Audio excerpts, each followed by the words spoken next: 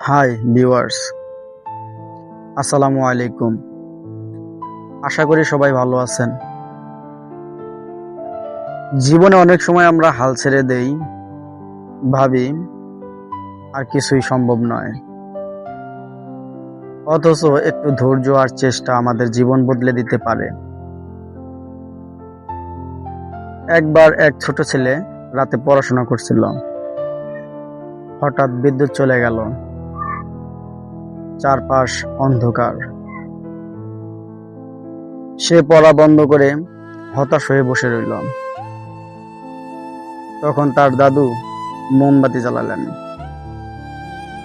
দাদু বললেন, দেখো, অন্ধকার যত বড়ই হোক না কেন, একটি ছোট মোমবাতির আলো সেই অন্ধকারকে দূর করতে পারে।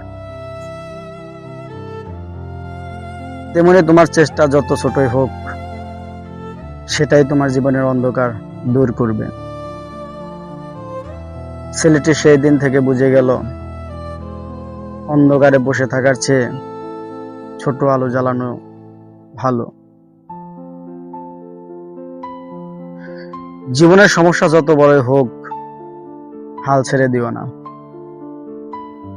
সামান্য চেষ্টা, সামান্য আলোই তোমাকে সাফল্যের পথে এগিয়ে নেবে। আশা করি গল্পটি সবার কাছে ভালো লেগেছে। গল্পটির শিক্ষণীয় বিষয় হলো, হতাশা নয়, বরং ধৈর্য ও ইতিবাচক চিন্তা মানুষকে এগিয়ে নেয়।